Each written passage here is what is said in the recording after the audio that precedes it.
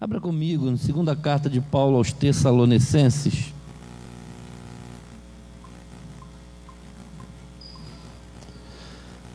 Segunda carta de Paulo aos Tessalonicenses, capítulo de número 1.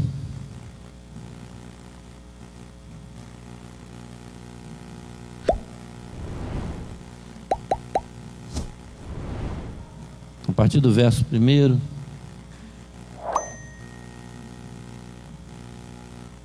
Obrigado.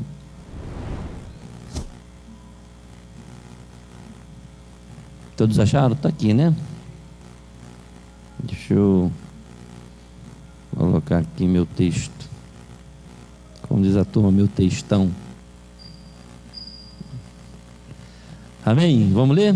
Paulo e Silvano e Timóteo. 3, né? Paulo, Silvano e Timóteo escreveram esta carta à igreja dos Tessalonicenses, em Deus, nosso Pai, e no Senhor Jesus Cristo.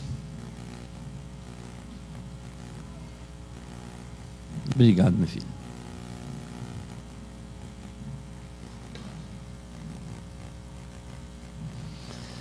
Vamos começar? Vou recomeçar. Paulo e Silvano e Timóteo, à igreja dos Tessalonicenses, em Deus nosso Pai e no Senhor Jesus Cristo. Graça e paz a vós da parte de Deus nosso Pai e da do Senhor Jesus Cristo.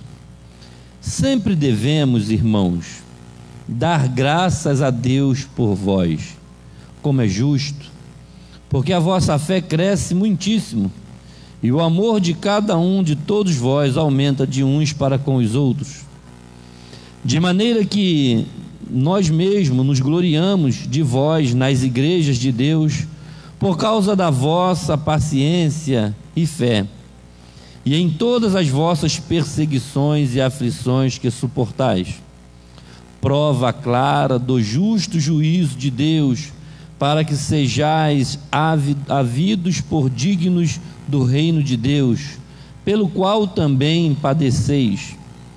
Se de fato é justo diante de Deus que dê em paga tribulação aos que vos atribulam, e a vós que sois atribulados, descanso conosco, quando se manifestar o Senhor Jesus desde o céu, com os anjos do seu poder, com labareda de fogo, tomando vingança dos que não conhecem a Deus e dos que não obedecem ao Evangelho do nosso Senhor Jesus Cristo, os quais, por castigo, padecerão eterna perdição, longe da face do Senhor e da glória do seu poder. Quando vier para ser glorificado nos seus santos e para se fazer admirável naquele dia em todos os que creem, porquanto nosso testemunho foi crido entre vós. Por isso também rogamos sempre por vós, para que o nosso Deus vos faça dignos da vocação, e cumpra todo o desejo da sua bondade, e a obra da fé com poder, para que o nome de nosso Senhor Jesus Cristo seja em vós glorificado, e vós nele, segundo a graça de nosso Deus e do nosso Senhor Jesus Cristo. Senhor, no nome de Jesus, é que nos reunimos sempre aqui para te adorar e te louvar. Agora, Senhor, nesse momento tão especial, na exposição da tua palavra, Senhor, que o teu próprio Espírito Santo fale por nós, ó Deus, venha tomar direção das nossas palavras, venha intervir, venha, Senhor, nos usar para a glória e honra do teu nome. Senhor, que todo pensamento, toda mente esteja cativo a obedecer a tua palavra, e que o Senhor revele a tua vontade, tanto aqui, Senhor, nessa igreja, quanto aqueles que nos ouvem pela internet, que recebam essa palavra no coração, em o nome de Jesus, amém. Você pode dizer um amém, queridos? Amém. Tessalônica não era um lugar fácil para ser cristão. O tema dessa mensagem é: quais são as características da igreja vencedora? Quais são as características de uma igreja vencedora. A gente fica sempre se perguntando, né? Porque isso é próprio do ser humano, né? O desejo de sempre estar vencendo.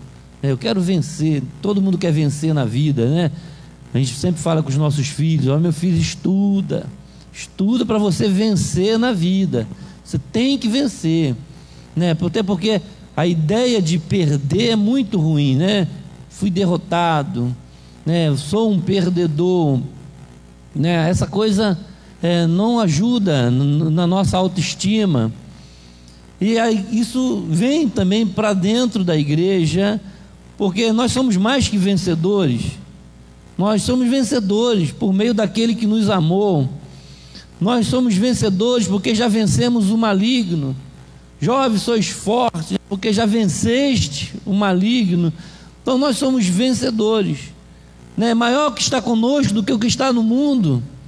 Não, então assim, a gente tem a ideia de vencer o pecado, vencer o diabo, vencer a carne, vencer o mundo.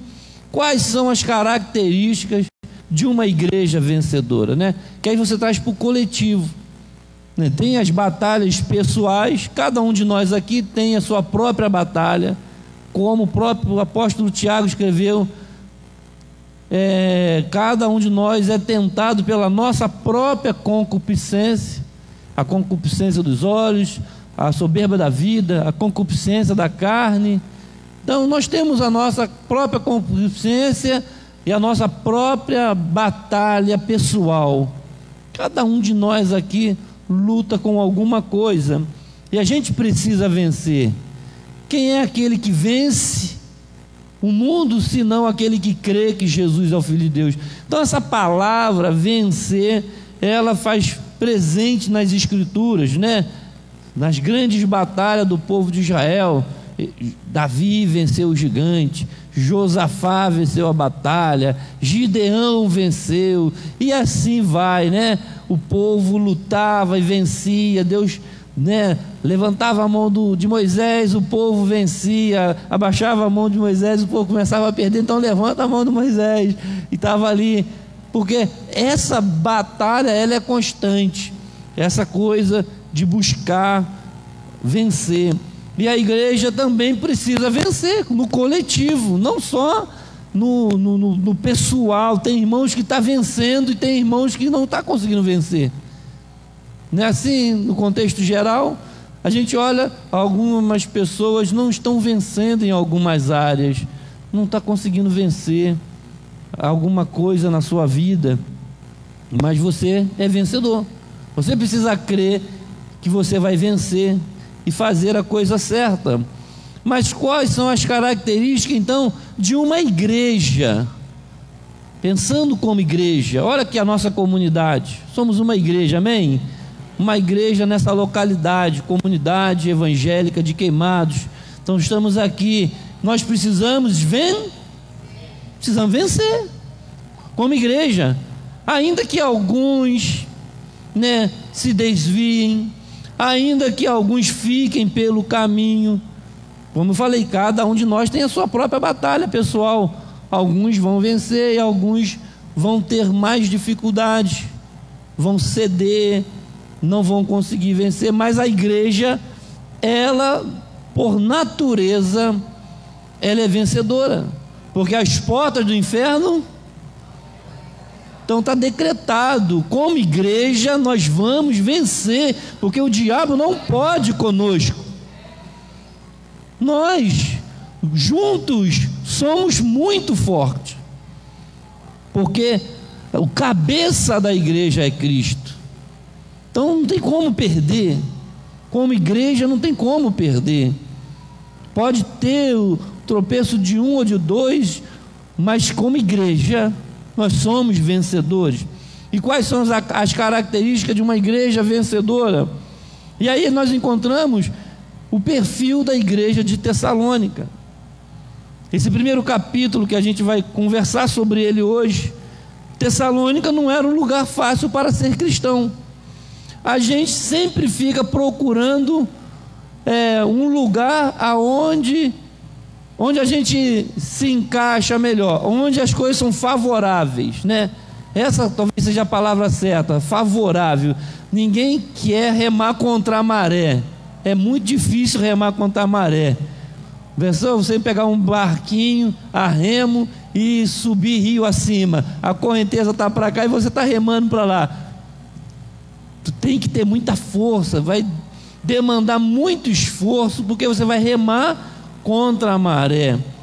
E isso, querido, é mais ou menos o que acontecia com a igreja de Tessalônica. Não era um lugar fácil para ser cristão, mas era lá que eles estavam. Aquela era a localidade onde eles viviam, e é ali que eles precisavam ser crentes. Eles não podiam falar assim: eu vou me mudar para Bereia, eu vou me mudar para Corinto, eu vou me mudar, porque aqui não dá para ser crente aqui em Tessalônica. Não dá para ser crente aqui. É muita perseguição, é muita tribulação, é muita luta, é muito sofrimento. Eu vou me mudar para lá, porque lá as leis são mais favoráveis. Então, querido, a igreja nasceu no conflito. Vamos ler aí, Atos capítulo 17, versos de 1 a 9. Vale a pena a gente ler. Conflito. A igreja de Tessalônica, ela já nasce do conflito. Veja que você servir a Deus num lugar onde a igreja nasce numa dificuldade. Colocou para mim Atos 17, verso 1. E passando por Anfípolis e Apolônia, chegaram aonde? Onde havia uma sinagoga de judeus. Vamos até o 9. E Paulo, como tinha por costume, foi ter com eles, e por 3 sábados disputou com eles sobre as Escrituras, expondo e demonstrando que convinha que Cristo padecesse e ressuscitasse dentre os mortos. E este Jesus que vos anuncio, dizia Paulo, é o Cristo. E alguns deles creram, e ajuntaram-se com Paulo e Silas, e também com uma grande multidão de gregos religiosos, e não poucas mulheres principais. Mas os judeus, desobedientes, movidos de inveja, tomaram consigo alguns homens perversos dentre os vadios, e ajuntando o povo, alvoroçaram a cidade, e assaltando a casa de Jason, procuravam trazê-los para junto do povo. E não os achando, trouxeram Jason e alguns irmãos à presença dos magistrados da cidade, clamando: estes que têm alvoroçado o mundo chegaram também aqui, os quais Jason recolheu, e todos esses procedem contra os decretos de César, dizendo que há outro rei, Jesus. E alvoroçaram a multidão e os principais da cidade, que ouviram estas coisas. Tendo, porém, recebido satisfação de Jason e dos demais, os soltaram. Veja como que acontece o nascimento da igreja em Tessalônica. O apóstolo Paulo e Silas, seu discípulo, chegam na cidade, começam a pregar o evangelho na sinagoga, dos judeus. E ali houve salvação. Muitas pessoas aceitaram a Jesus. Inclusive ele fala menção de mulheres principais, as mulheres, elas sempre se achegavam mais antes que os homens, isso é nítido, isso é perceptível, Todas as igrejas têm mais mulher do que homens, e ali inclusive eram algumas mulheres que tinham condição financeira e ajudaram muitos apóstolos na pregação do evangelho, enviando recursos, financiando a obra de Deus. Então o que aconteceu ali? Um conflito tremendo.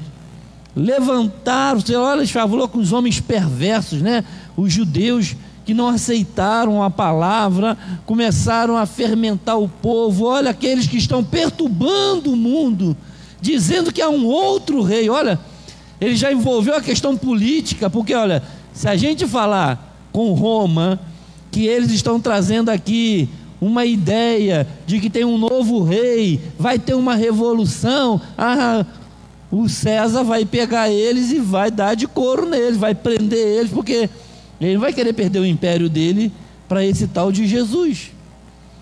Então a igreja de Tessalônica nasce nesse conflito, e a correspondência de Paulo, essa carta, a segunda, a que nós estamos lendo, ela deixa claro que isso não parou naquele dia, porque Atos 17 é só o começo da igreja. Quando eles chegam na cidade, pregam o evangelho, muitas pessoas aceitam a fé e passam a seguir, né, a doutrina dos apóstolos, e depois eles vão seguir em frente viajando. E Paulo, quando escreve essa carta, já se passaram alguns anos, e parece que pelo tom dessa correspondência as coisas não tinham melhorado, no sentido da perseguição, no sentido da tribulação. Então é assim, querido, as dificuldades inevitavelmente levantam questões sobre a justiça de Deus, o valor de seguir a Cristo. Sempre que quando se levanta uma dificuldade na igreja, a gente começa a se levantar as críticas. Será que Deus está nesse negócio? Será que realmente a gente está fazendo a coisa certa? Porque está tão difícil, né? Parece que a igreja não cresce, as coisas não estão, sabe, tanta coisa contra. Todo tempo se levanta alguma coisa para tentar nos impedir. Isso é próprio da igreja, querido. Uma igreja vencedora, ela precisa entender que existe uma batalha espiritual, e só porque a gente é o povo de Deus, a gente não vai ter dificuldade. Ah não, Deus vai derrubar os nossos inimigos, vai ser uma bênção. Olha o que está acontecendo em Tessalônica. O tempo fechou. O tempo fechou. Paulo e Silas tiveram que fugir de lá, tiveram que partir para Bereia. Então, querido, o primeiro capítulo aqui, ele vem nos apoiar na ideia de que a gente precisa ter fé para poder ser vencedor. A gente precisa acreditar na palavra, porque, querido, isso vai nos encorajar. Paulo está tentando encorajar a igreja de Tessalônica, dizendo para eles que eles são vencedores e que ele admira a igreja. Então, querido, quais são as características da igreja vencedora? Primeira, a igreja que reconhece a sua localização espiritual. Sim. Veja bem, primeiro versículo, Paulo e Silvano e Timóteo está escrevendo à igreja dos Tessalonicenses, em Deus, nosso Pai e Senhor Jesus Cristo. Aqui ele localiza a igreja de Tessalônica. Aonde é a igreja de Tessalônica? Onde está a igreja de Tessalônica? A sua localização espiritual, ela está em Deus, ela está no Senhor Jesus Cristo. Por que, pastor, que Paulo faz questão de dizer para aquela igreja que ela está em Deus e que ela está no Senhor Jesus Cristo? Se nós olharmos agora para localização geográfica, hoje à tarde eu estava pesquisando, olhando no mapa da viagem do apóstolo Paulo. Eu ia até mandar para vocês, mas qualquer um de vocês podem ver depois lá um mapa da viagem do apóstolo Paulo. Quando você olha Tessalônica, hoje ela está localizada bem lá na ponta, já saindo dessa região, divisa com hoje a Grécia, bem lá em cima no norte da Grécia, muito longe da onde estava o grande centro do evangelismo. As coisas estavam acontecendo com muita graça lá em Antioquia. Veja para nós aí Atos capítulo 3, 13, Atos 13, verso 1. Antioquia era como se fosse um grande centro evangelístico. Olha lá, na igreja que estava em Antioquia, havia alguns profetas, olha, doutores, era uma igreja abençoada. Barnabé, Simão, Lúcio, Cirineu, Manaém, sabe, Saulo. Você tem uma grande igreja. Quem pastoreou essa igreja no começo foi Barnabé. Quando os irmãos em Jerusalém soube que o evangelho chegou na Antioquia, enviaram para lá Barnabé para pastorear aquela igreja. E logo que Barnabé chega, ele se lembra de Saulo, que estava lá em Tarso, porque ele tinha tido um problema em Jerusalém. Os irmãos tiraram ele de Jerusalém, porque ele estava muito animado, e ali ele começou a arrumar muitos problemas, discutindo com os judeus lá em Jerusalém. Então eles enviam Saulo para Tarso, tal. Saulo está lá há algum tempo já afastado do mover do que estava acontecendo no mundo cristão ali no início da grande manifestação do Espírito Santo de Jerusalém. Então Barnabé chega em Antioquia e a igreja de Antioquia cresce. Barnabé vai buscar Saulo, eles estão todos lá na Antioquia. Olha quanta gente poderosa, doutores, profetas. Olha, Barnabé era o pastor, tanta gente poderosa.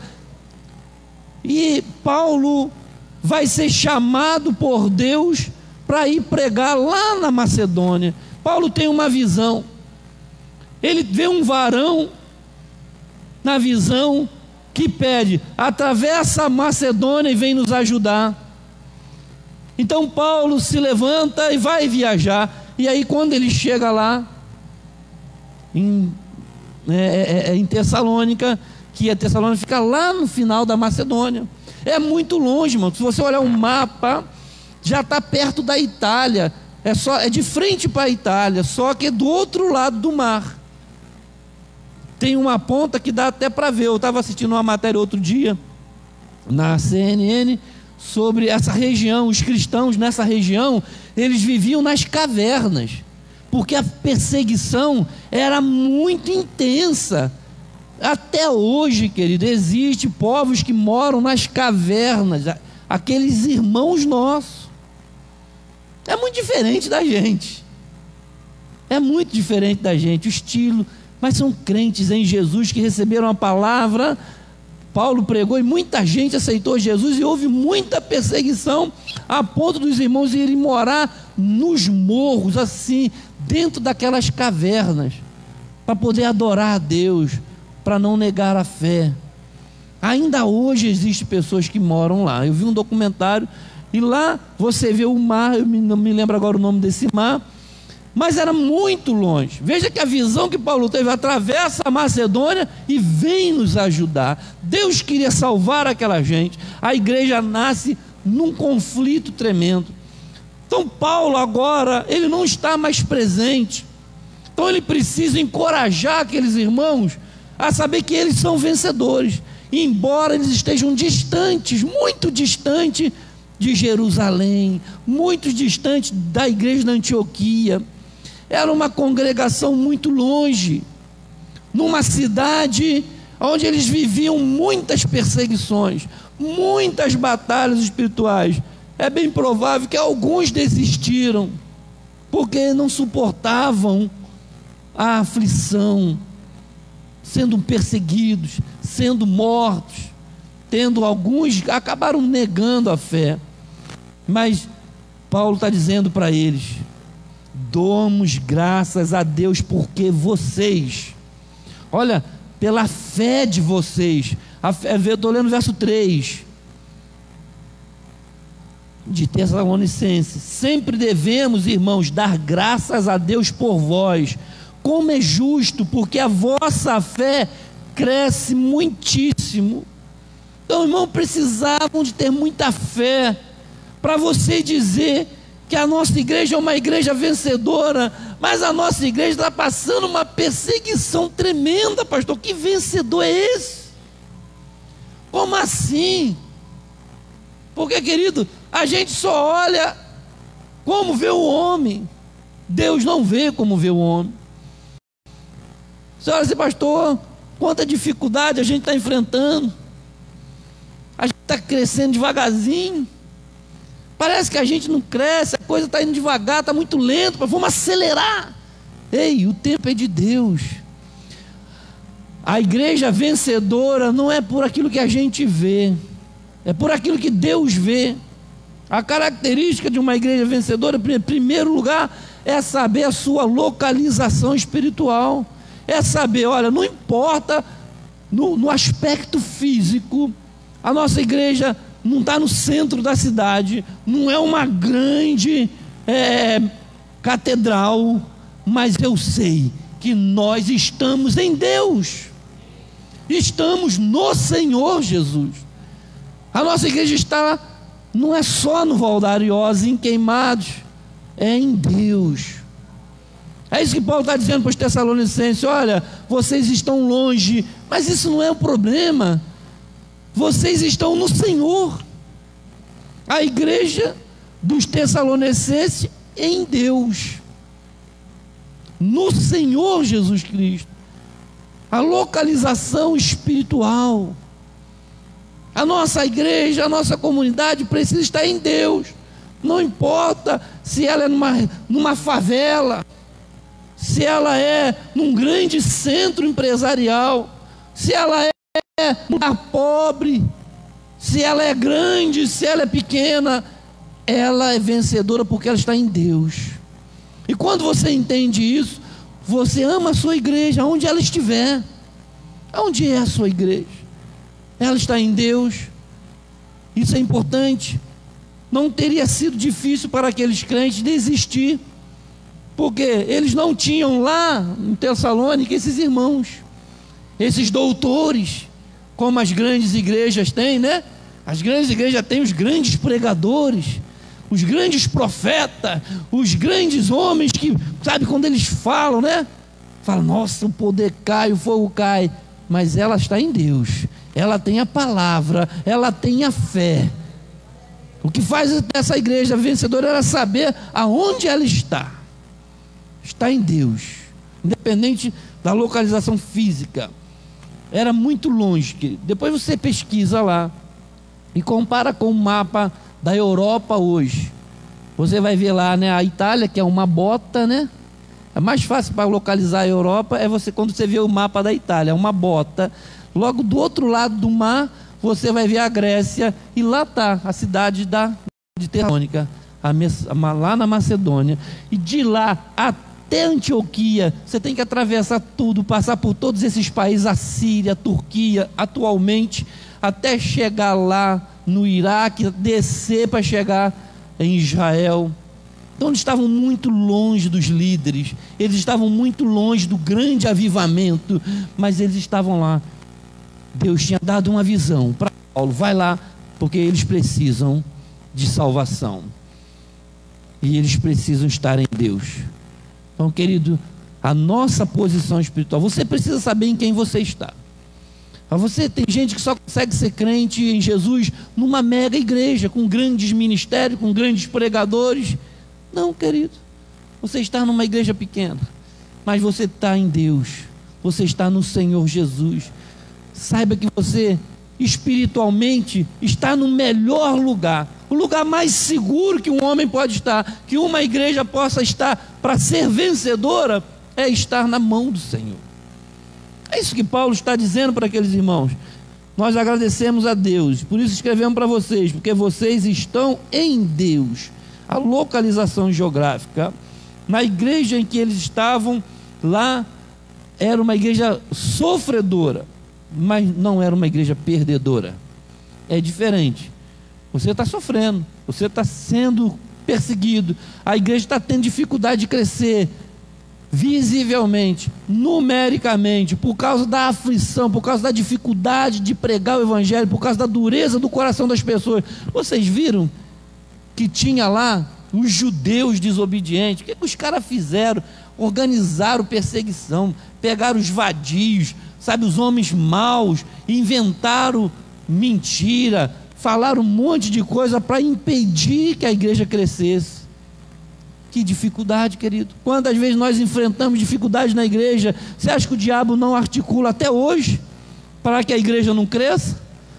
Você acha que o diabo está, não, deixa a comunidade lá? Não, irmão, ele está trabalhando para impedir o nosso crescimento. Quando a gente vai numa casa falar de Jesus, ele bota alguma dificuldade. Quando a gente vai fazer a reunião do grupo, sempre aparece uma dificuldade para a pessoa faltar. É muito difícil permanecer. Por quê, querido? Porque o diabo está fazendo o trabalho dele, dificultar o crescimento da igreja. Embora distantes, eles estavam ali sendo incentivados pelo apóstolo. As dificuldades se multiplicavam, mas a igreja não desistia de lutar. A igreja não se sentia perdedora.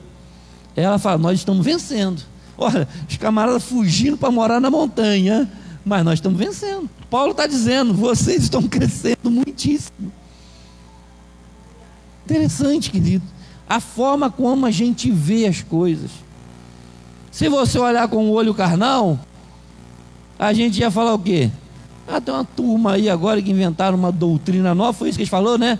Aqueles que estão alvoroçando o mundo chegaram até nós, dizendo que esse tal Jesus é o novo rei.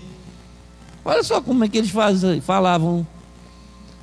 E aqueles irmãos agora ali, coagidos, para que o evangelho não crescesse, mas a fé deles estavam ali. Segunda característica, querido, além de você saber a sua localização espiritual, uma igreja que é vencedora é uma igreja que cresce na fé e no amor. É o que nós lemos aí no verso 3 e o verso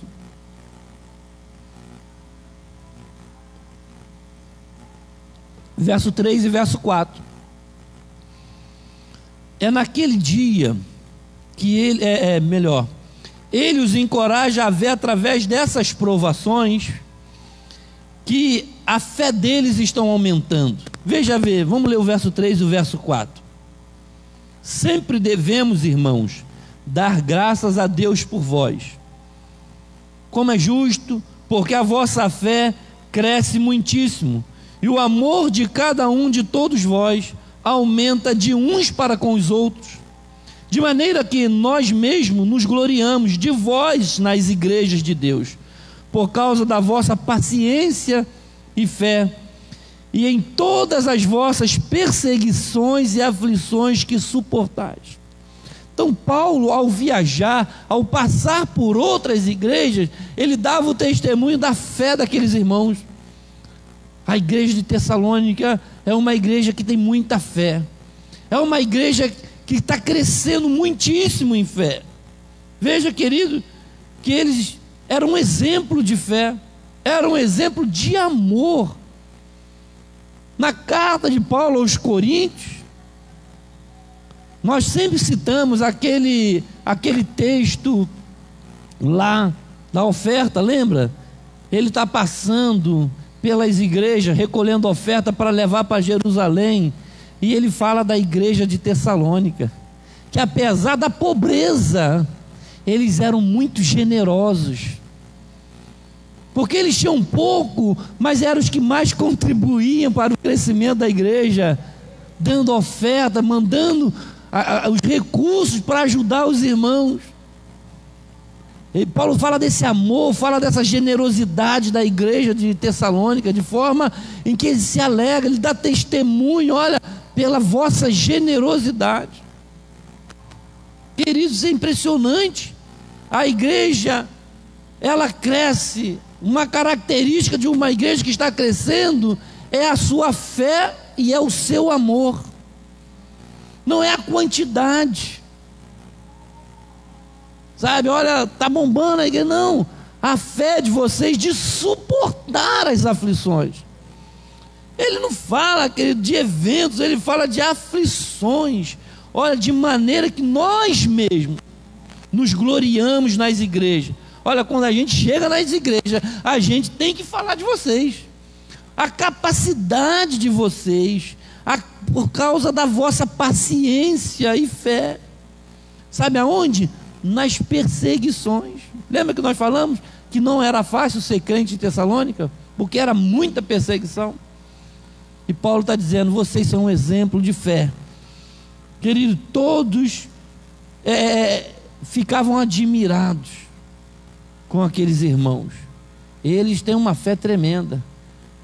Querido, servir a Deus quando as coisas estão dando certo, quando ninguém está nos incomodando, quando ninguém está falando mal da gente, quando tudo coopera, né? Sabe?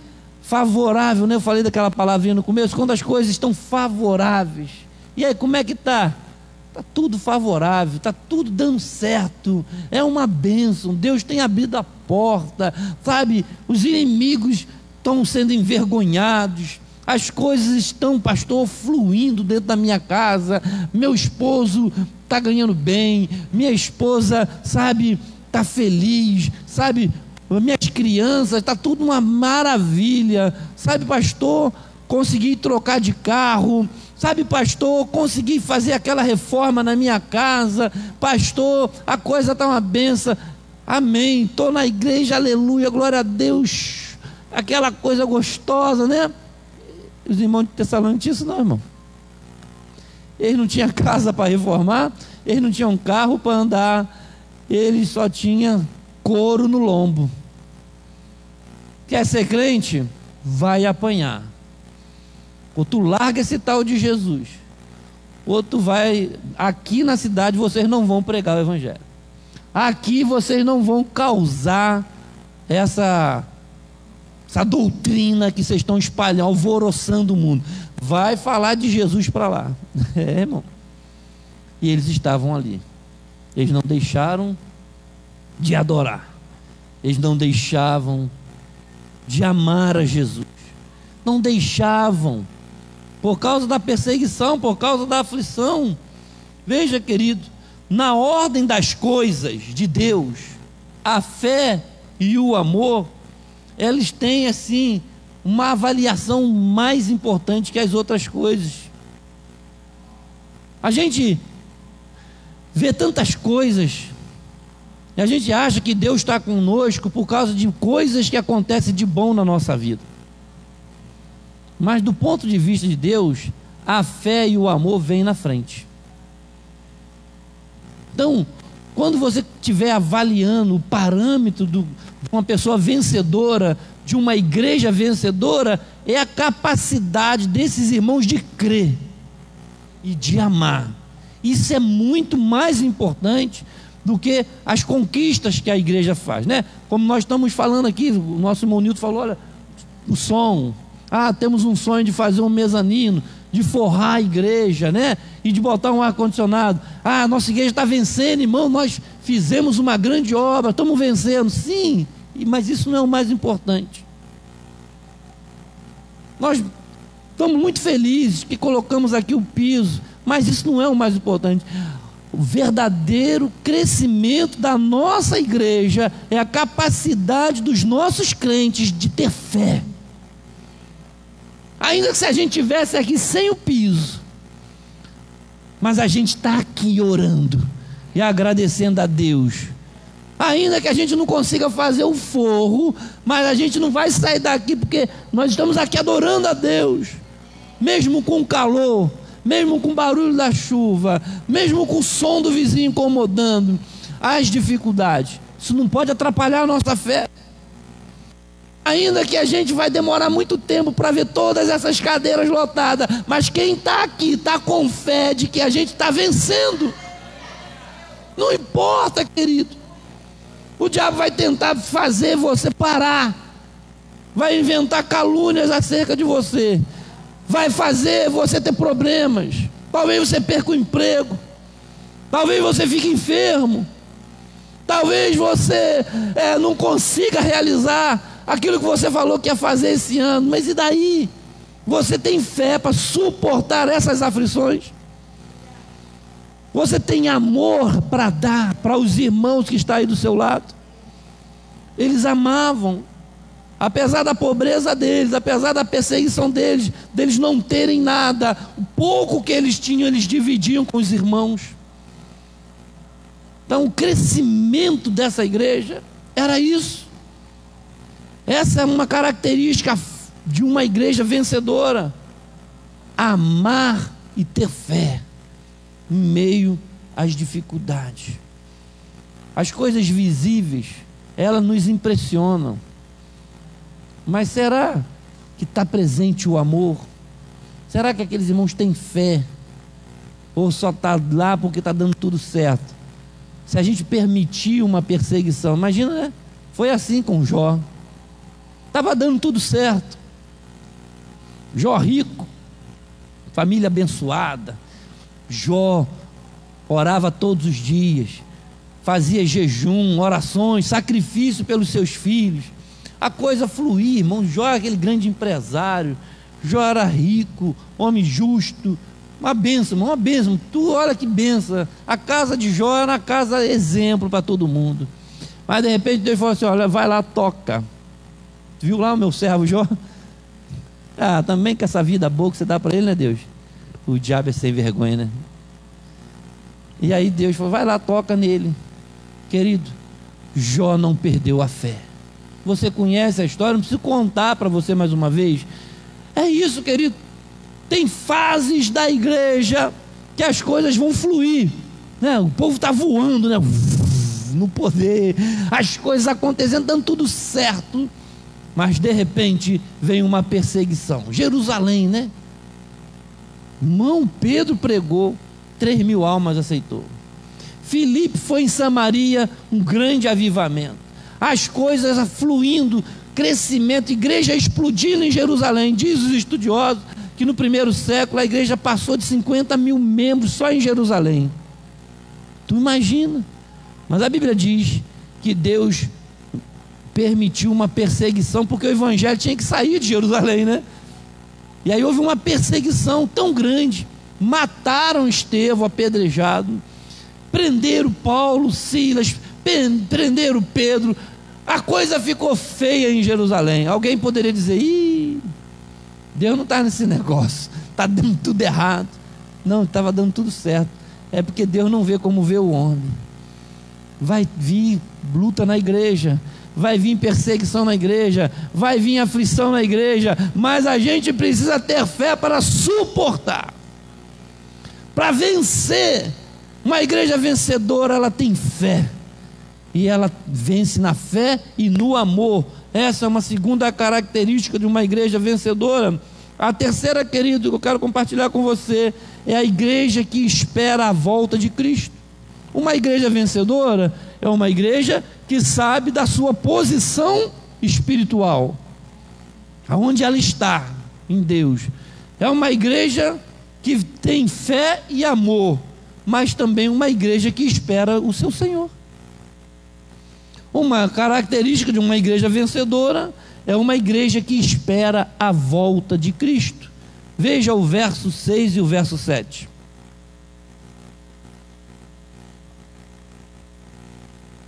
Se de fato é justo diante de Deus que dê em paga tribulação aos que vos atribulam, e a vós que sois atribulados, descanso conosco, quando se manifestar o Senhor Jesus, desde o céu com os anjos do seu poder. É isso, querido. Sabe? Uma característica de uma igreja vencedora é uma igreja que espera que Deus faça justiça.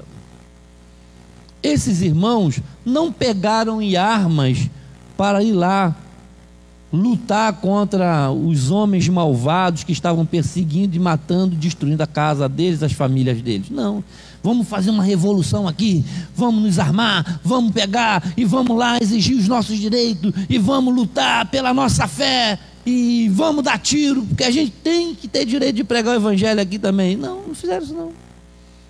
Diz o texto sagrado que Deus, ele é justo, que cabe a Deus dar a eles, é Deus quem vai colocar os inimigos debaixo dos pés. Não é a igreja que vai fazer vingança. Hoje pela manhã foi uma das perguntas da escola bíblica dominical, né? A vingança pertence a Deus.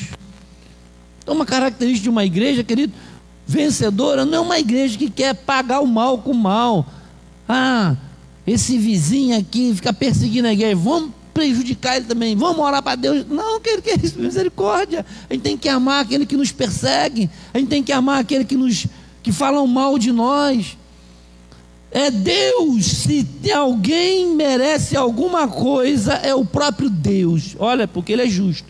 Olha, verso 6: que Deus dê em paga tribulação aos que vos atribulam. Sabe?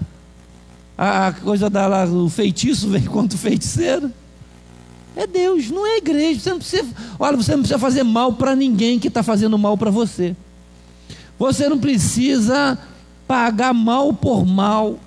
Você não precisa fazer aquelas orações: Senhor, destrói os meus inimigos. Senhor, não, ama. Peça para Deus libertar, peça para Deus salvar, peça para Deus derramar o amor dele sobre as pessoas que estão fazendo mal. Se alguém merece algum mal, é o próprio Deus que vai dar, não é nós, não é a igreja. Pense nisso. Nós devemos o amor, porque nós recebemos um amor tão grande, nós recebemos uma graça tão grande, que não podemos de forma nenhuma desejar o mal para ninguém, nem para aquele que nos persegue, que nos maltratam, que falam mal de nós. Nós devemos até a esses o amor, porque nós também éramos inimigos da cruz, porque nós também éramos malfeitores, e Deus nos amou a si mesmo. Então não deseje mal. Nós que estamos sendo atribulados, nós receberemos o descanso quando Ele se manifestar. Uma igreja, ela é vencedora. Uma característica de uma igreja vencedora é essa: ela espera o descanso em Deus. Ela sabe que no dia certo, na hora certa, Deus vai se manifestar com seus anjos, com poder e grande glória, e vai dizer assim: vinde benditos, porque vocês suportaram, porque vocês aguentaram, agora eu vou dar o descanso que vocês merecem. Ele que é galardoador, querido. Então nós não buscamos justiça com as nossas mãos, nós não vamos atrás de fazer o mal para quem nos faz mal. Nós vamos amar, nós vamos orar e vamos entregar na mão dele, porque é Ele quem vai julgar as nossas causas. Se Ele achar que é justo, porque Ele é justo. Olha, se de fato é justo, se de fato é justo diante de Deus, que Ele dê em paga tribulação àquelas pessoas que nos perseguem, aquelas pessoas que nos atribulam. Não é nós, é o próprio Deus. Porque, querido, e a nós, verso 7, e a nós, Paulo está dizendo, e a vós, igreja, que sois atribulados, que está passando por essa luta, que está passando por essa perseguição, que as pessoas estão maltratando vocês, vocês vão receber descanso no dia que Ele se manifestar.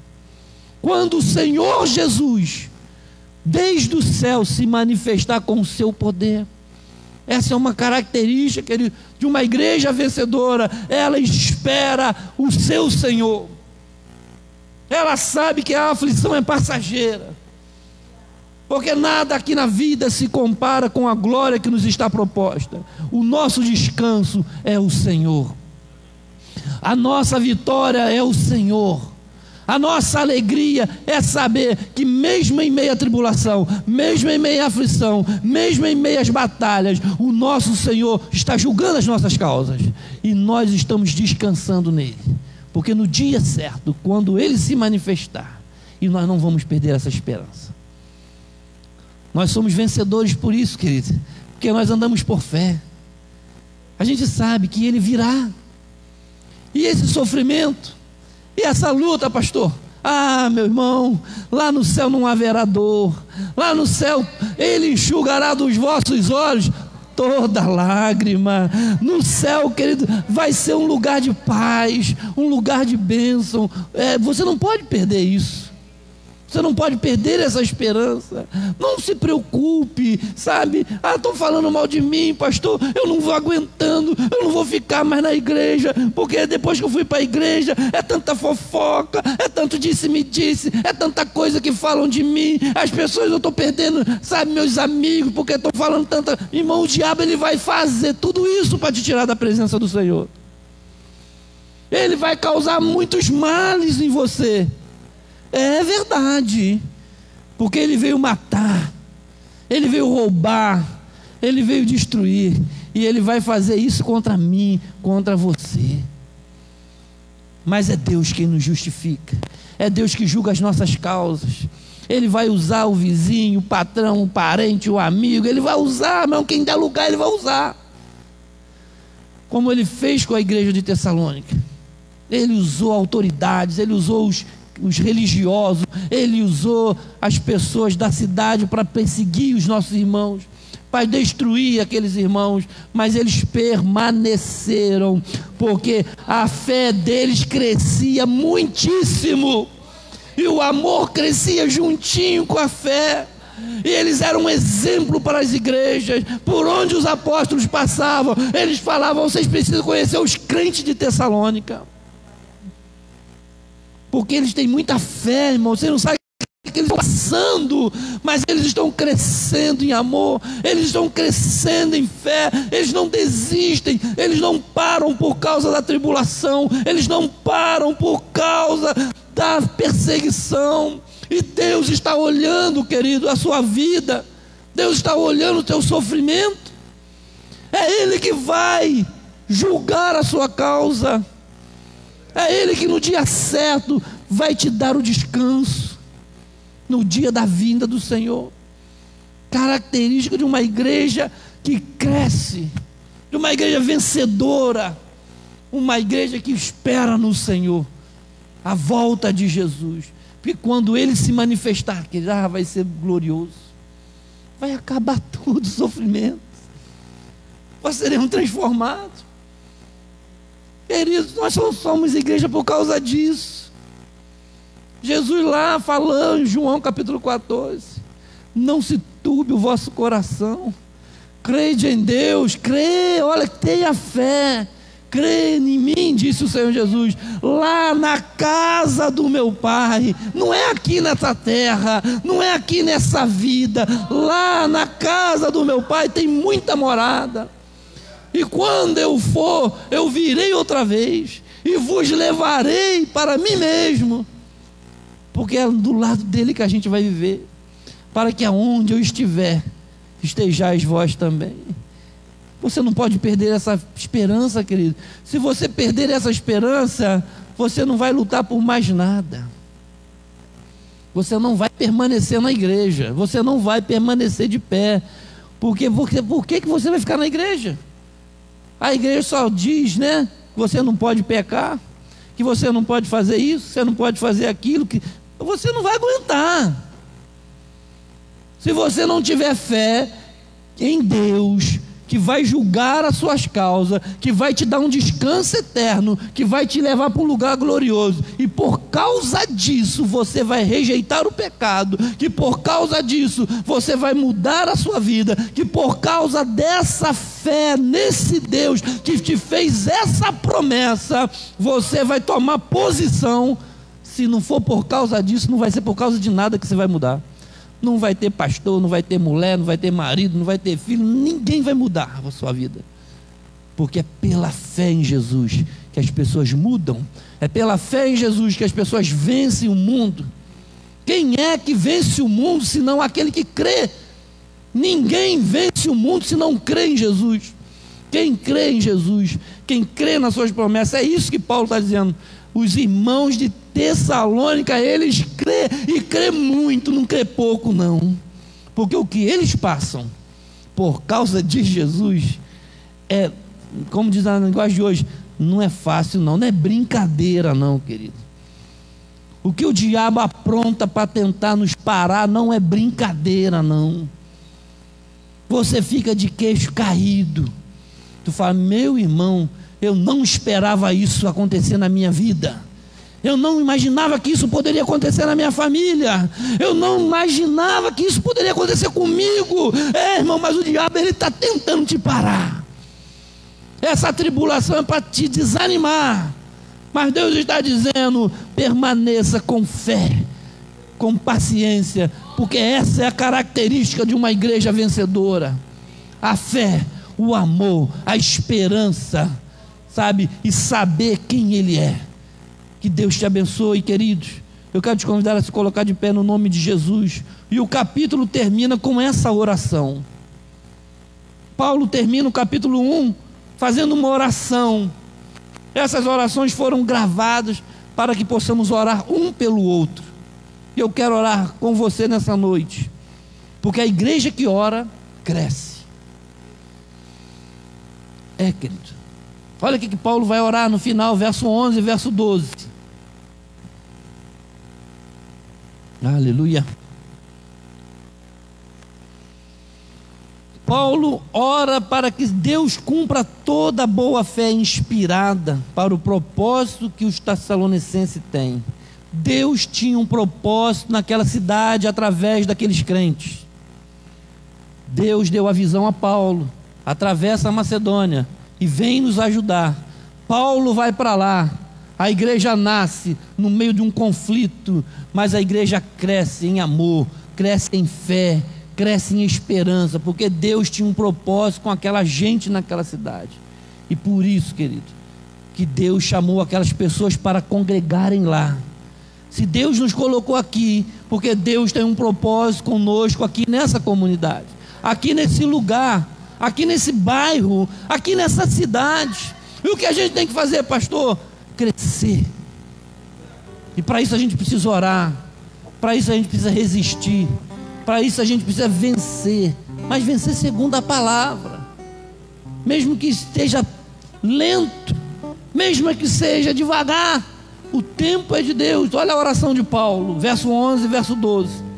Por isso também rogamos sempre por vós. Nós estamos sempre orando por vocês. Olha o que ele está dizendo: para que Deus, ou seja, o nosso Deus, vos faça dignos da sua vocação e cumpra todo o desejo da sua bondade e a obra da fé com poder, para que o nome do nosso Senhor Jesus Cristo seja em vós glorificado e vós nele, segundo a graça do nosso Deus e do nosso Senhor Jesus.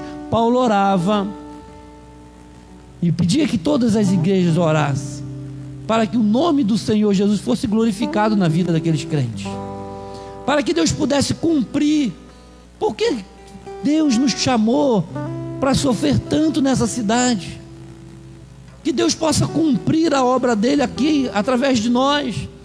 Por que Deus chamou no século 21 para nos reunir aqui em Queimados, no Valdariosa? Será que Deus tem algum propósito com essa igreja aqui, queridos? E por que tanta tribulação? Por que tanta dificuldade, pastor? Por que a gente não decola logo? Porque Deus tem um propósito. A gente precisa entender o que Deus está fazendo, mas nós não podemos perder a fé, porque a gente não está vendo o que a gente quer ver, mas Deus está vendo o que Ele está fazendo. Deus está fazendo coisa que a gente não está vendo. Deus está te usando lá no seu grupo, Deus está te usando no evangelismo, Deus está te usando na sua rua. A nossa oração, querido, nesse momento a gente vai orar, é para que o nome de Cristo seja glorificado em nossa vida. Sabe, que o nosso testemunho como igreja aqui em Queimados, para que o seu testemunho lá na sua rua, olha, aquele crente daquela igreja é uma bênção. Aquele irmão, aquele jovem, aquela irmã, congrega onde, hein? Nossa, eu preciso conhecer a igreja dessa pessoa, porque é um crente de fé, é um crente que suporta. O nome do Senhor precisa ser glorificado, querido.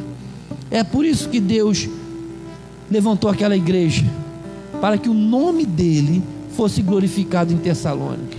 É por isso que Deus te chamou para esse lugar, é para que o nome dele seja glorificado na sua vida, servindo a ele aqui nesse lugar. Vamos orar, querido, uns pelos outros. Paulo nos incentiva a orar uns pelos outros, que a gente possa crescer, querido. Se você está do lado de alguém, se você puder dar a mão para essa pessoa que está do teu lado. Aleluia.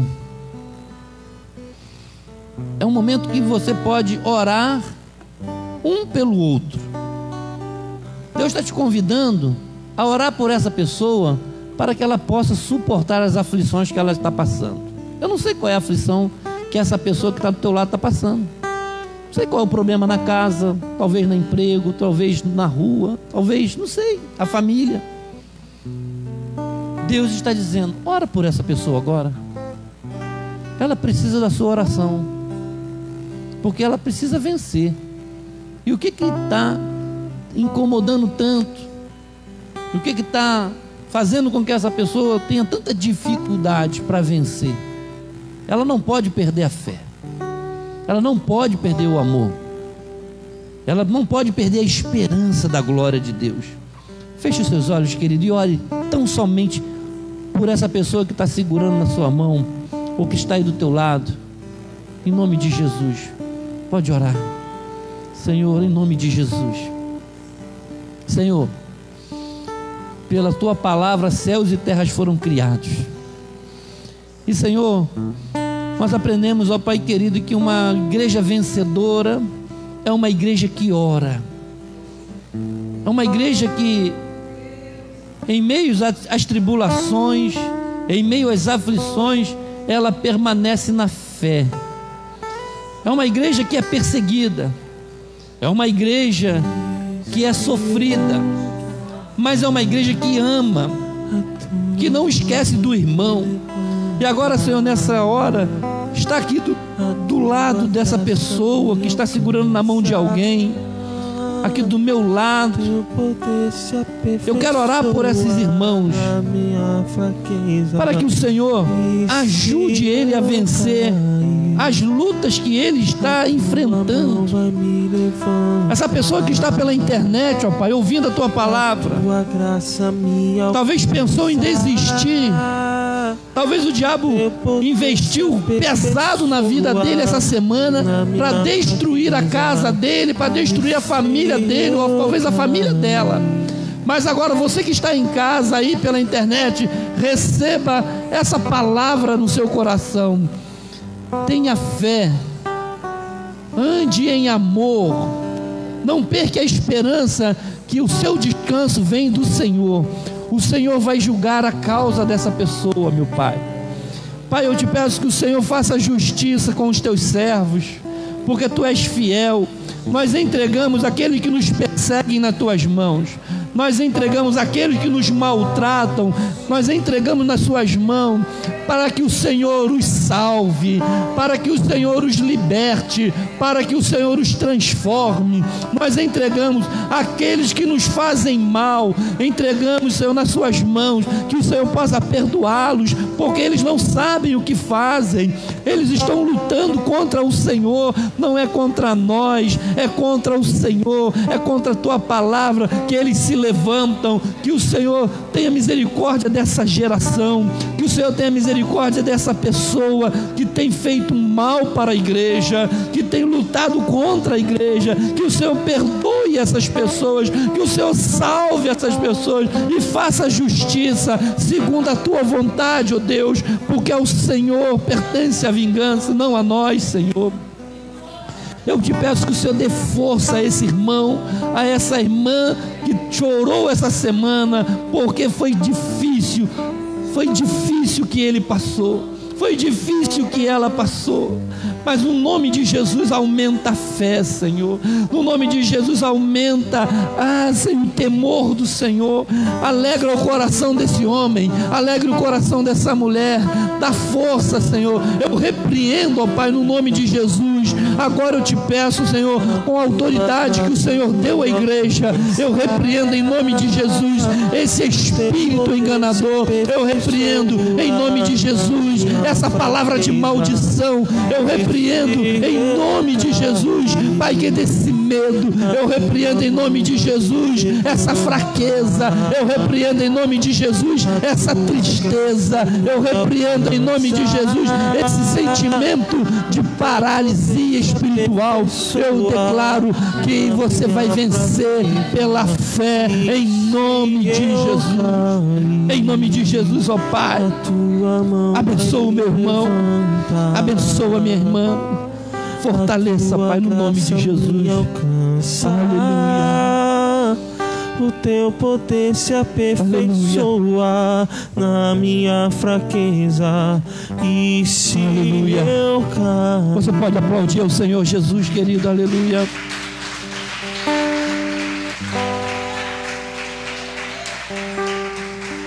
Aleluia. Que essa palavra fique no seu coração. Uma igreja vencedora é uma igreja que sabe a sua localização espiritual. Você está em Deus.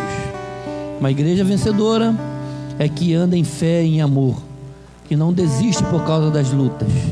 Uma igreja vencedora é uma igreja que tem a esperança da vinda de Jesus para resolver todos os nossos problemas. Amém, queridos? Que Deus te abençoe, a sua casa e a sua família. Agradeça a Deus mais uma vez. Obrigado, Senhor. Despeça-nos em paz. Nos dê uma noite de paz, um sono tranquilo, um sono reparador. Guarda a tua igreja durante a semana, em tudo aquilo que formos fazer para a glória do teu nome. Que o nome do Senhor seja glorificado na nossa vida. Que a glória do Senhor esteja sobre este lugar. Que nos ajude a vencer, no nome de Jesus. Que o grande amor de Deus, o nosso Pai, que a graça salvadora do nosso amado, nosso Senhor Jesus Cristo, e a comunhão do Espírito Santo de Deus seja derramada sobre nós. Quem está feliz, levante a mão bem alto e diga comigo: amém. Vá em paz em nome de Jesus.